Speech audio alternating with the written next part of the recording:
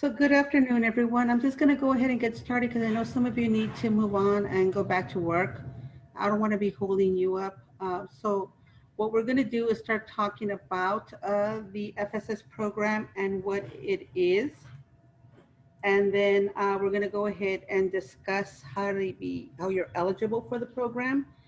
And then we're going to go ahead and discuss all the different options for you to be able to come in to enroll.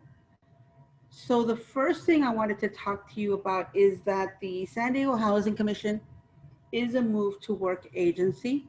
What that means is that we practice the path to success model. The path to success model is what that means for you as a participant is that it gives you all of these wonderful resources, all of these wonderful services, and it gives you access to all of the work readiness specialists that you are working with. Currently, we are able to get some special funding in order to help with the academy, with all these programs. And with that, we are also helping with moving individuals towards self-sufficiency. So the FSS program was created out of this model that our participants back in the day, not all, but some, would not, were afraid, let's just say that, were a little hesitant to increase their income. They were hesitant to increase their income because they were afraid that their rent would go up. They were afraid. So most individuals wouldn't get increase their income in any way. So there was a promotion. If there was that they were offered, they wouldn't take it. If there was a new job offer that would offer more money, they wouldn't take it. And in their mind, it was, why would I do that? What is in it for me? And so what we came up with was this program that allows you to go back to work, increase your income, your rental income based on earned income. And as you increase your earned income, your rent's going to go up, yes. But that portion that your rent goes up goes into a savings account for you at what we call an escrow account. That escrow account builds over the next 2 years with an option for a couple of more extensions if you need it in order for you to achieve your overall goal of the $10,000, because you increase that goal or you achieve that goal by increasing your earned income. That's money that you make by working. We have a number of activities that we are able to offer you in order for you to be able to get to that point. Okay, so the Family Self-Sufficiency Program, which is the FSS program for short, is a 2-year program. So it does require that you have a career plan. And at the end of the 2-year plan, you must have obtained a job and be working at least 32 hours a week in order for you to graduate from the program. Now, let's say that you get to the 2-year mark and you haven't acquired employment yet. We have the option to be able to extend you for an additional 2 years if that's what's needed. We can extend you for 1 year, we can extend you for 2 years, and that will help you continue to work towards that 32-hour-a-week employment option. Now, let's say that you are on SSI, okay? And that you can't work 32 hours a week because that would affect your SSI. We do have an option within the FSS program that would allow you to provide us with a doctor's letter that said that you can only work so many hours due to your disability. And that would be approved in order for you to graduate successfully from the FSS program. but you are still required to have some kind of employment in order for you to increase your earned income, your earned annual income. Now, here's the thing. Let's say that you have a son or a daughter that start to work. In the household, we're talking about the FSS program as part of the household program. So it encompasses the whole household. So for example, let's say that you aren't working, but your children are working, and that income is counting towards your rental increase. That money from that increase would also go into this escrow account. But at the end of the 2 years, you would need to be the person that is working at least some of the time, but the overall household hours uh, equal 32 hours. So for example, let's say that you were to get an IHSS employment and that you were working 10 hours a week, but one of your adult children is working 30 hours a week. So between the two of you, you're working the 32 hours a week, and that would allow you to successfully graduate from this program. It's important to understand that as your income increases by earned income is how your escrow is built. So you're earning this income, it's going into this escrow, and it's tax free. It's considered a savings account. It's a way for you to save kind of forcefully because you're having to increase your rent. And in some cases, it's hard for us to do the savings. And in the midst of all that, you're receiving all of this counseling from us, you're receiving all of these other services. The reason you're going to be receiving all of these services is because the program is looking that you have a reach your a goal, whatever that career goal is. So for example, we're going to be starting a notary course. It's a one-day workshop to provide you with a certification as a notary. Let's say that when you enroll with me or whoever your work readiness specialist is, when you enroll with one of us, then you say, I want to be a notary. Once you get your certification and you start working and you start bringing in income and your rental income increases, your rent increases due to the earned income, you are now able to say that you reached your career goal. If that happens, there is an incentive bonus for that we'll talk about later. You all that are on this particular call right now have a work readiness specialist already assigned to you. And we have checked and you are eligible to participate in this particular program, and you are able to enroll and hopefully successfully complete it. So whoever your work readiness specialist is, in this case, I'm the work readiness specialist for most of you that are online, and Monica is the work readiness specialist for some of you that's on there. So either myself or her would be the ones that would enroll you in this program. If you were to enroll in this program in this week or next week, the program would take effect November 1st. That's when the program would start. And anything that you do from November 1st of 2020 through October 31st of 2022, which is 2 years, anything you do within those timeframes would be given credit for this program. So if you were to get a new job, you would get credit for that. Within that time frame, you would get credit. If you were to do a savings account, if you were to get a degree, and we'll explain later on down the line on this PowerPoint why that's important. Okay. So to be eligible, as I indicated, you have to be the head of household. Now you can be someone who is not the head of household, who is over 18 years of age, and the head of household can say, I want this other person to be the one that participates in the FSS program.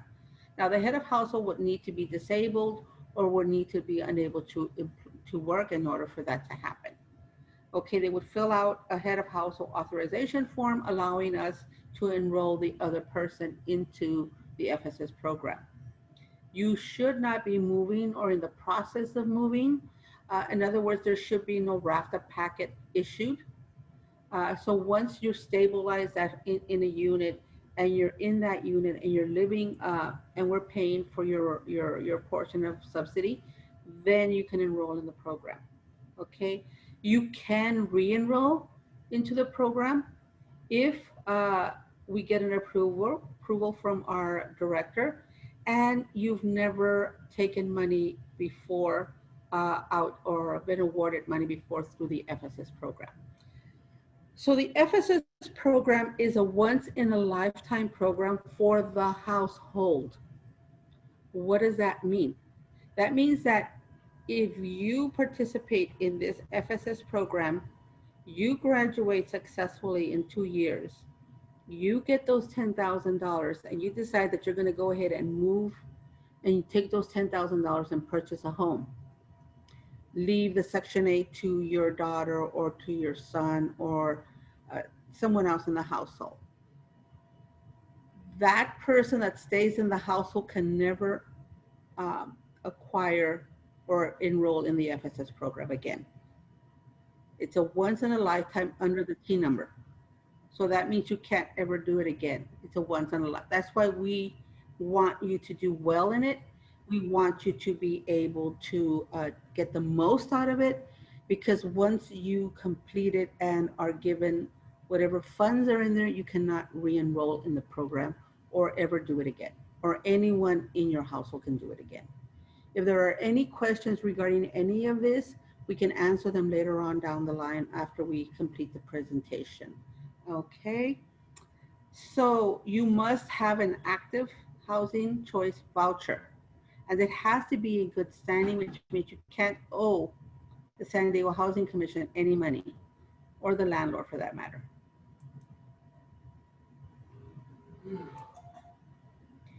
If you join the program, you do not lose your Section 8 voucher, okay?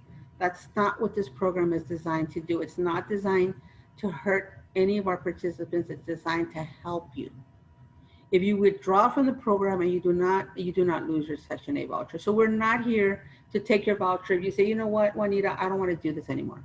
I've decided I can't, okay? When you successfully complete the program, you will not lose your voucher. Okay, that's not what this does. It is not here to have you lose your voucher also. So what it'll do is, if you have funding from this program, if you get the $10,000, you are able to use it any way you like. You can use it for a down payment for your home. You can use it to pay for your educational needs. You can use it to take your family on a vacation, whatever works for you, okay? It's designed to assist you and help you build some kind of savings as you increase your earned income. So here's the way this works, how we build the escrows, or how you build the escrows. There are 2 ways that you can earn these escrows. One is, as I indicated earlier, by increasing your earned income. That's wages. That's not SSI. That's not cash aid. That's not VA pensions. That's not because your landlord increased your rent and it went over the payment standard. That's not what we're talking about when your rent increases. It has to increase based on earned income. The other way that you can build your escrow credits is with incentive awards. Things that you are already doing through our other programs, or even daily, would help you to add additional funds into this escrow account. You will only receive the final escrow amount if all of the participant members successfully graduate from the program. So here's the thing. You are able to include, 1 or more individuals into the plan. So I've had in some cases where a mother has enrolled, and she's enrolled the son. And the reason she enrolled the son was that he was about to graduate with a master's degree, which meant that there was an incentive bonus attached. His credit score was going to go up, and he had just gotten a new job. He was going to get a new job. So those bonuses would have counted for the whole household, and they would have been able to be more money built into their escrow account. However, I don't usually recommend that if your son or daughter would not be someone that would complete the items on the plan. Because if one of the two does not complete the career plan successfully, then neither one of you are able to graduate. Okay? The maximum amount that you can earn is $10,000. It is tax free, and we don't report it to anyone because it is like a savings, as I mentioned earlier. I want to just stop right now and just anyone that's come on to the entered right now in the last before I started the program or the presentation, I would ask you to change your name so I know who is here, and I'm able to give you credit for this workshop. Okay, to enroll you. In order for you to enroll, one of the things we want you to do is have an orientation.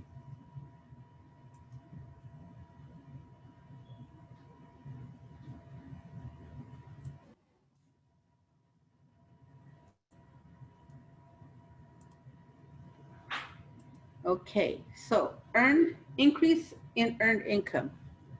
So we talked about this before. The only time you are required to report income changes is during your recertification process with the rental assistance division. So here's the thing. When we want to enroll you into the FSS program, one of the things we're going to look at is to see when was your last recertification and when is the next one coming up.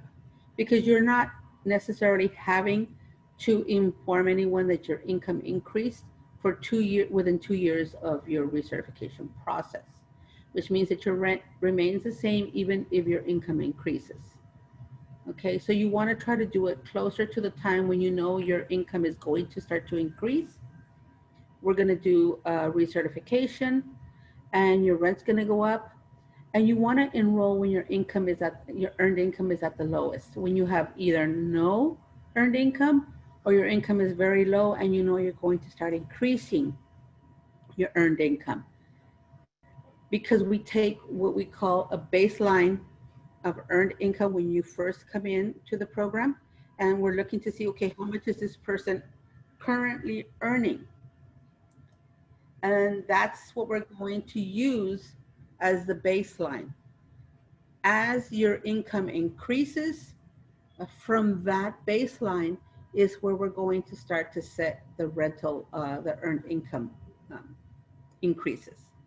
So it's not good if you have a very high earned income amount and you're thinking that you're going to reduce your income. It wouldn't behoove you to enroll at this time until you have a lower earned income. If you have a good earned income and you know that you're going to be getting an increase pretty soon, then it would be a good idea to enroll. So under the Path to Success rent reform initiatives, it is possible for your income to go up, but your rent to stay the same. And this is what we were just talking about. There's two ways that that happens. One is that we calculate rent on earned bands of $10,000. And the other is it takes 2 years for us until your next annual is when we would increase your rent. So we talked about the amounts of earned income. Oops, sorry. We talked about the amounts of earned income, and these are the incentive bonuses. The incentive bonuses are one-time awards that we would give you based on certain things that you do.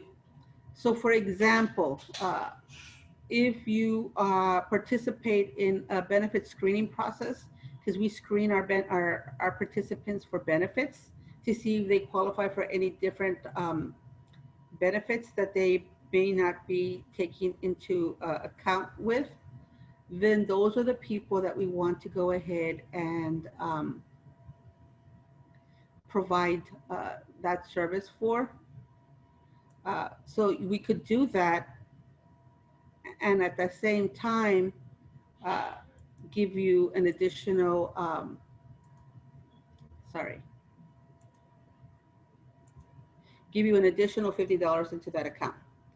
The other thing is that you need to meet with us at least 4 times in the 2 years that you're in the program. If you meet with us those 2 times, we'll give you an additional $100 into that account.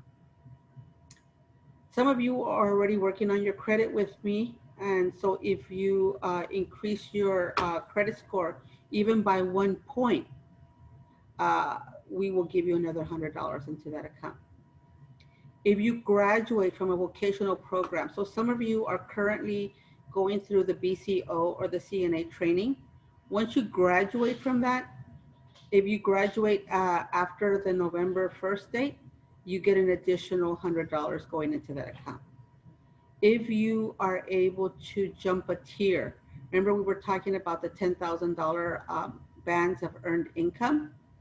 So if you're making $12,000 and then you get a different job and now you're making $24,000 a year, you have jumped a tier and we're able to give you $250 into that account. Okay. If you establish a savings account, you put $500 into that account and you're able to provide us with 6 months of bank statements reflecting a $500 balance every month, we'll give you another $250. If you are on cash aid and you come off cash aid 6 months before you're to graduate, you have to be off at least 6 months before in order to graduate, we'll give you another $250. If you obtain a part-time job and keep it for 6 months and provide us with 6 months of pay stubs, another $250.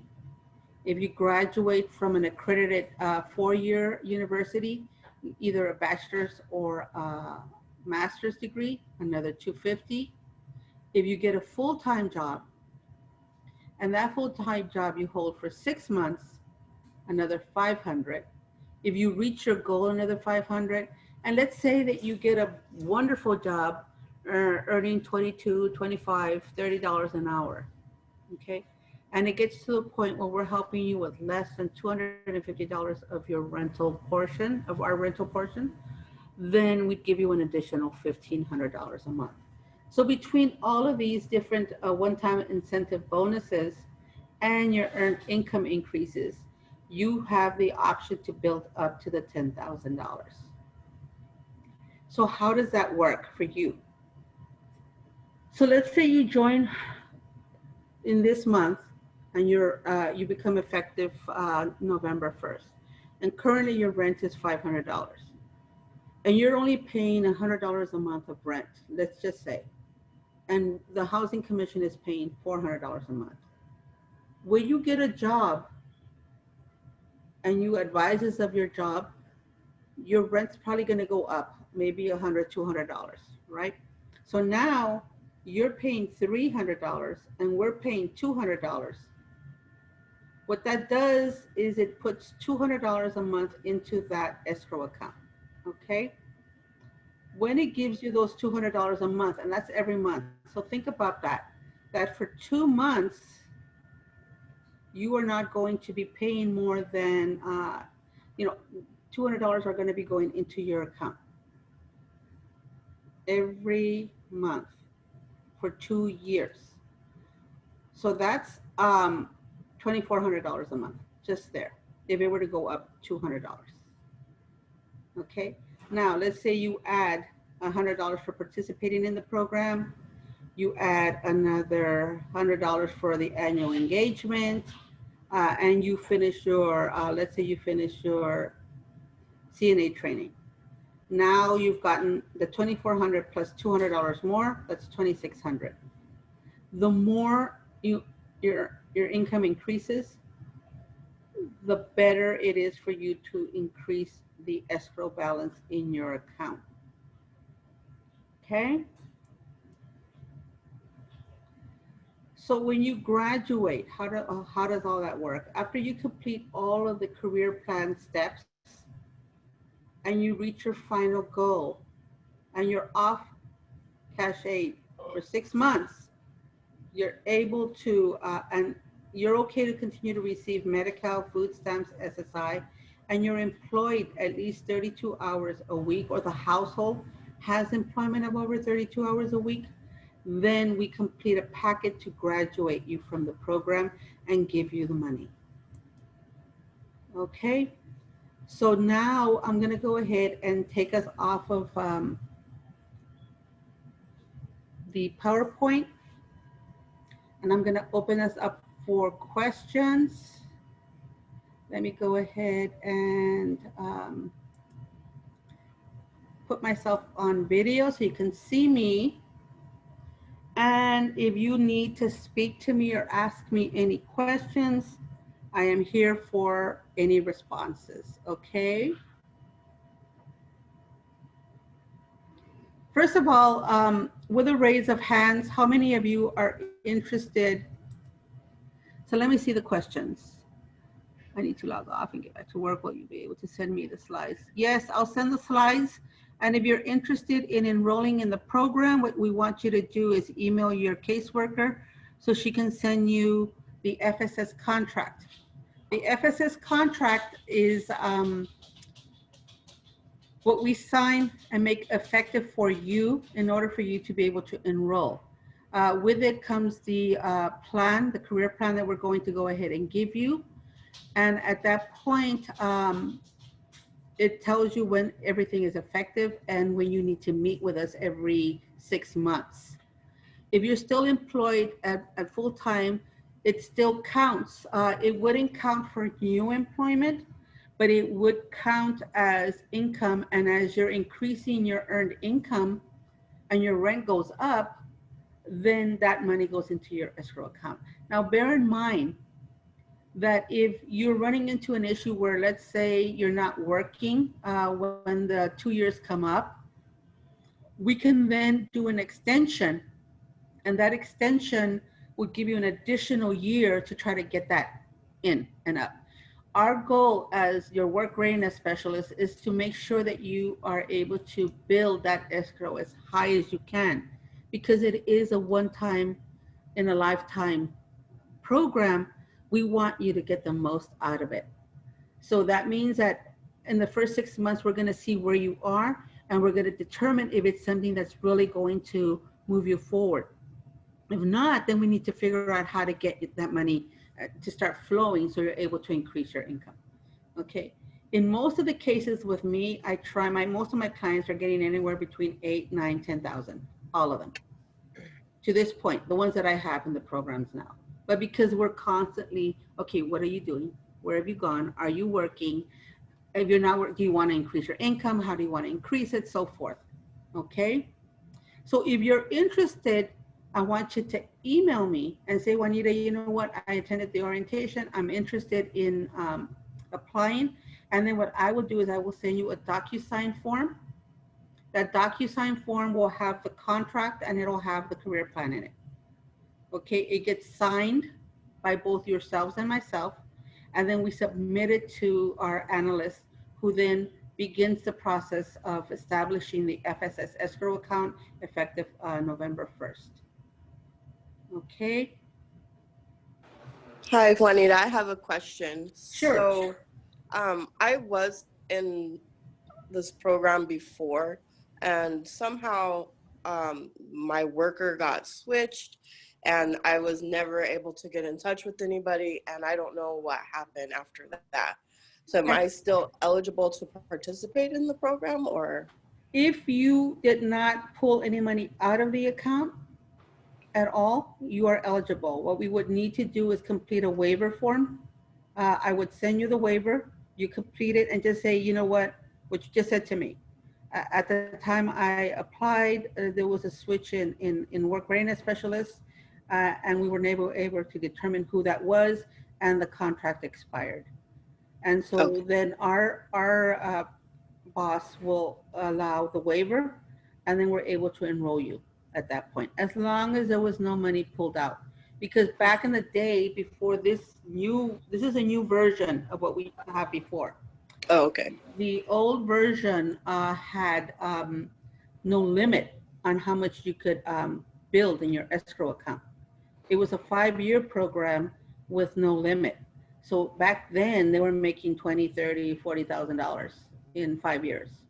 So it Oh, was, okay. but what we found was that our clients didn't want those long 5 year programs with us. They wanted something shorter. So what we did was we reduced it to the 2 year program with a $10,000 max and with 2 years of extensions if they needed it. Okay. Okay. Okay. Thank Back you. then, you were able to actually, if you had an escrow fund, you could actually borrow from the fund back then. And that caused people to not be able to re-enroll now because they borrowed money back then, even though they didn't graduate. Yeah, I didn't borrow any money. Perfect, then you'll be fine. Okay, thank you. So as I indicated, you all can do, send me an email and say, Juanita, you know what, I want to enroll in this. I'm really interested. I want to do this. And then what we will do is we will send out the contract. If you still have any questions, then you can go ahead and we can talk about, yes, Alyssa. Um, is there any help finding affordable childcare? If you have a young child, and you know that can be a big barrier to finding employment because sometimes you don't even break even. You know, you're paying more for childcare than you're actually earning. Right. So is there any support there or help? Actually, Monica, who's on the line, she's my coworker, and myself have tasked ourselves with finding as many childcare resources as we can. At this point, we've managed to locate at least 3 through the YMCA, the CDA, and a couple of tutoring agencies. And we're going to be continuing to talk to others, and we're building actually a whole website or a resource section for ourselves to be able to provide to our clients. So if that's something that's needed, we can forward it to anyone that needs it, and then they could go ahead and apply for the child care subsidies, scholarships, and grants that are being provided right now. I know that for the essential workers, the funding for that ends at the end of this month. And then they are looking to see if they can extend it because I spoke to somebody at CDA and I spoke to somebody at YMCA, both directors, saying that they're working on increasing the funding. They have also sent us enrollment packs and scholarship forms for our clients so that we can then have you fill that out and request the assistance. What we do need from all of you, if that's something you're going to need from us, is that you let us know what's going on. If we give you all of these resources, okay, you applied, did you get it? If you got it, how much did you get? Because what we're trying to determine is, are these resources helpful? If not, then we need to go and move outside and find other resources. So as part of the Power of One program, for those of you that are in the Power of One, this is how, as a group, we help each other figure out if this is good for the rest that are coming in after you. Yes, you know what, Juanita, I was able to enroll and they got me right away. Or you know what, Juanita, they didn't answer, they didn't tell me anything. And so then I call those providers and say, hey, you told me that you were going to help our clients, so what's happening? So that we're able to then continue to assist you with that. Okay. I hope that answered your question. It did. Thank you. Perfect.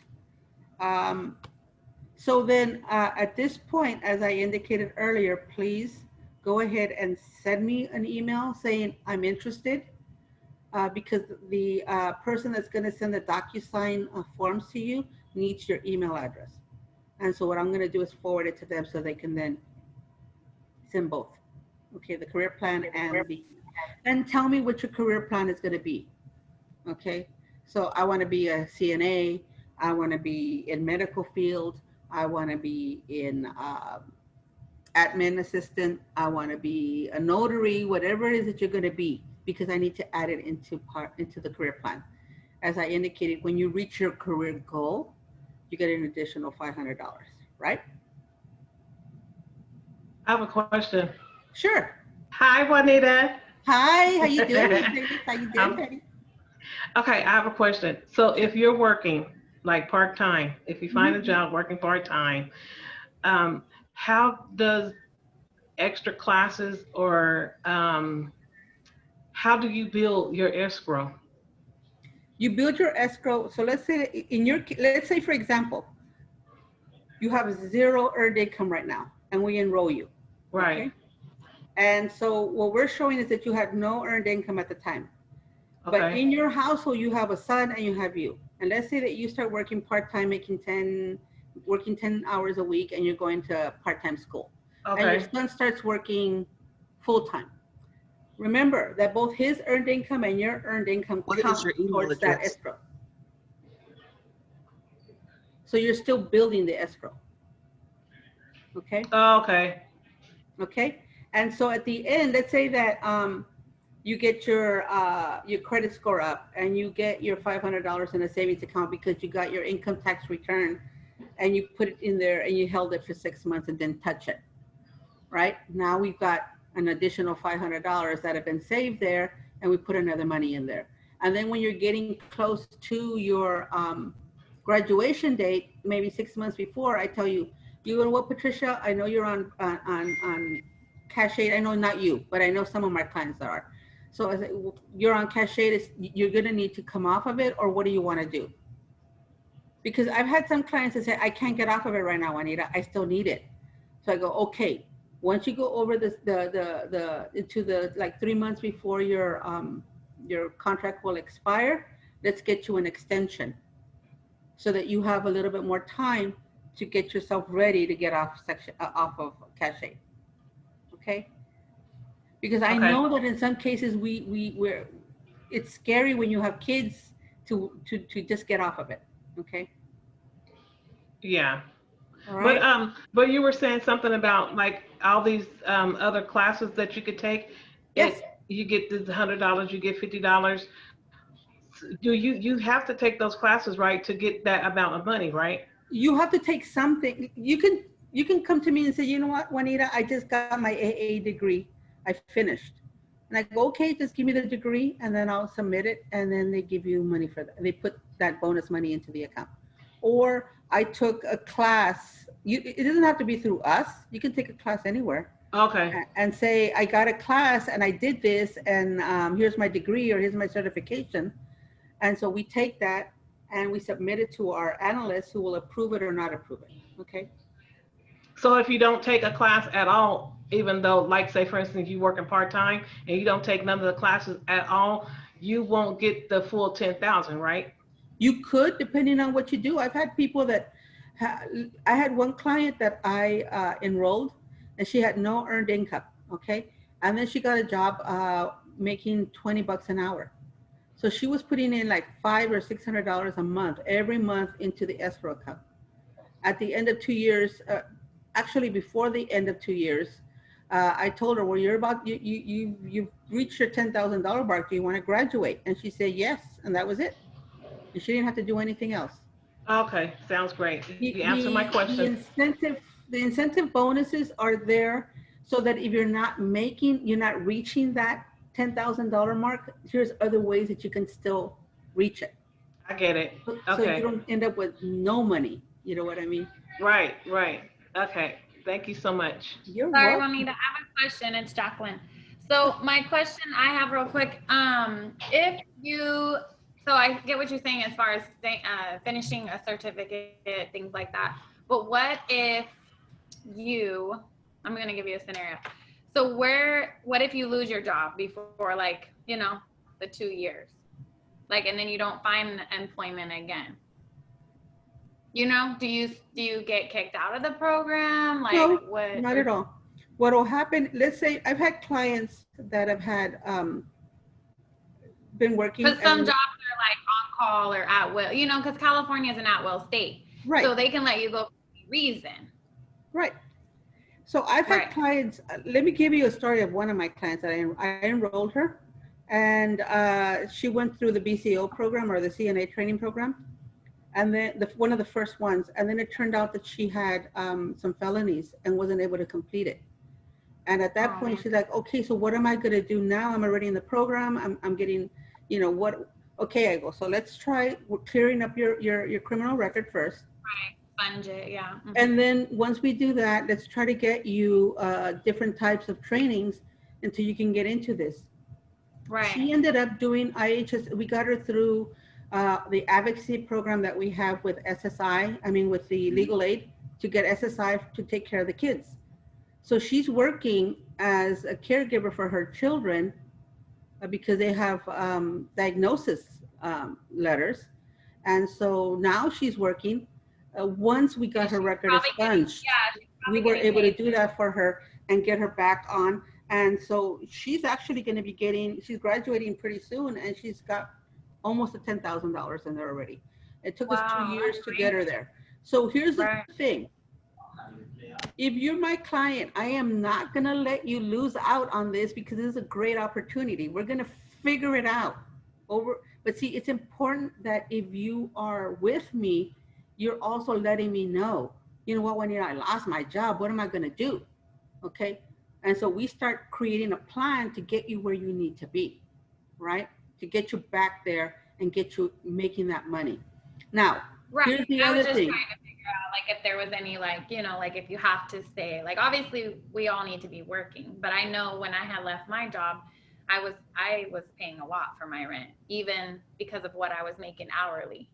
Yeah. In your case, Jacqueline, one of the things that I would recommend is that we not enroll you until they actually reflect the no earned income.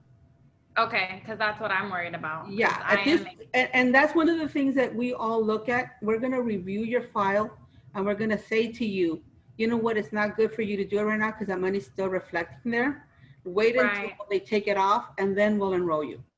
Right, that's what I was going to suggest. Yeah. Yeah. Right. Mm-hmm.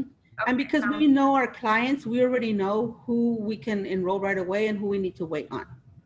And now some of you are, and I see who's online. So some of you I know are about, just got new jobs and they're about to get an increase in earned income. When your recertifications come up, we'll be able to, you know, we can enroll you now. And by then your rent will probably go up and it's a good time for you. For those of you that are making good money and believe that you will be getting increases soon, it's a good time for you also to enroll, okay? But if you're thinking of changing jobs or you're thinking of leaving the job you've got right now and you're making a lot of money there, don't enroll until it reflects that your earned income has gone down. Does that make sense? Because we're using the baseline of earned income, whatever that is at the time you enroll. I have a question. I didn't quite understand that, Jacqueline. So in your case, and that's why I was saying it to you, Ms. Hyman, because I know you make a lot. And so in your case, I want to make sure that you're going to be getting increases coming up later on. Okay. Okay. Because then it wouldn't behoove you to enroll now. Because you're not going to make any money. Okay. Okay. We could, and you've already got all of your degrees. You've got a lot of the stuff that. That's what I was confused about, because I'm like, okay, do we get credit for already having degrees, or only when you're only when you're enrolled in the program? Within the period. So remember, I said within. So if you enroll today or tomorrow or this week, we would make it effective November 1st. Oh, okay. 2020. Anything from November 1st forward through. Well, don't worry. I'm still going to bring on some degrees and certifications. So don't you worry about that. I know, because you're in the BCO program. You're in the CNA program. So I already know that you're going to get a degree. So that's why I'm saying you're good. Okay. Right. Some of you, just by seeing who's online, except for the one, I don't know, there's one person, I don't know who you are. Other than that, everybody else I know. There's a telephone number there, so I don't know who the telephone number is. So if you could tell me who you are, then I can go ahead and give you credit for the workshop and change your name. But other than that, everybody else, I think I know who everybody else is. Yes, Allison. Alyssa, you mentioned, sorry. That's all right. You mentioned that the only time you're required to report an increase in your income is during the recertification process, which happens annually, correct? It happens biannually depending on where you are. If you have a public housing is more annual, but the voucher holders is biannual. So voucher holders meaning Section 8 voucher, People with right? Section 8 vouchers, right? Okay, so that then if you have a Section 8 voucher, you get recertified twice a year? No, biannual, every 2 years. Oh, every 2 years, sorry. Every 2 years. So if it probably would behoove us to know when, like for instance, Rose's recertification is, Mhm. so that if she gets a job today, or after enrolling in the program, she gets a job and she's making quite a bit of money, it would benefit her to not have to report that for a while, right? Well, here's the way it works. If, let's say, for example, there's some people that are on hardships right now. Okay, those people on hardships because of the COVID, all right? Their rent portions went down because of this situation, right? They are required to let people know to let their HA know when their income goes up within 10 days. Okay, they are. Which I did that for sure, because I'm Yeah, not and owing. And then the hardship people, the people that are on hardships, which is another situation, they are also required to let us know within 10 days of any rent increases. But people that have done their annual recertification and there was a calculation of rent and they never requested a reduction or they never requested any changes, those people don't have to do anything until the next annual, which is in 2 years. And even if you do let them know, they'll send you a letter that says no change letter. It'll be a letter that says we're not changing your rent right now. I didn't know that. So it would be great for me to enroll in the program, being that I'm expecting a promotion next June or a career advance in next June. And I already recertified earlier, I want to say this year. So it would benefit me because the money will start building into the escrow account. Correct. Okay. That's why I'm making that, that's why I'm stressing that, because I know some of you, we've talked. So I know that there's stuff, I based on the people that are here, I know what's happening in your situation. Got So it. that's why the comments I'm making are exactly because I know who's here. This is what's going to happen. This is what's going to happen. This is how it's going to happen. So you have an idea of why it's good for you. For those of you that are changing jobs or that just went out and applied for a job and are waiting for information, once you get the job, now you've got earned income where before you didn't have it. Now that money is going to go into an escrow account once it becomes effective. Your rent goes up. Okay, now here's the thing. If we do not increase if your HA does not increase your rental portion, there is no money going to go into that account. For instance, let me give you an example. So if you have one workable adult, right? And the rent, you know how it's, contracted, because I've been researching a lot with Section 8, but I'm new to Section 8.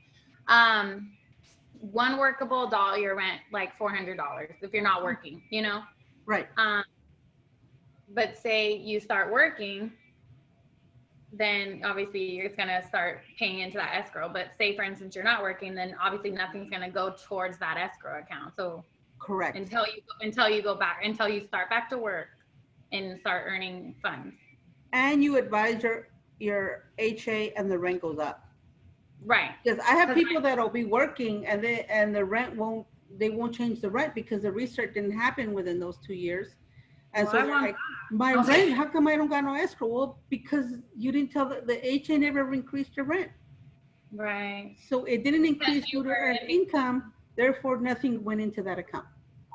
Okay? Right. So you want your rent to increase. Right. In this case, you do. But here's the thing. That's why we do the financial budgeting and we do all the spending plans, because we want you to understand that as your rent increases, your money's increasing too. Think about that. So rent is usually about 1 week of salary.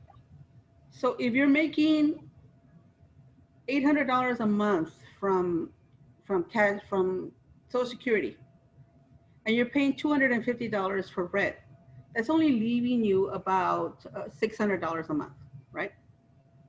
If you're making $4,000 a month and you're paying $1,000 of rent, you still have $3,000 left over.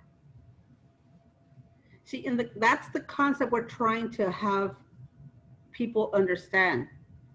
Yes, your rent is $1,000, but you've got $3,000 left over. Yes, your rent was only $250, but you only have $600 left over. Which one makes more sense, right? We're sometimes looking at this one little piece and not the whole piece. So that's why this program is so important, because it helps our clients see the benefits of actually increasing their income. Any other questions?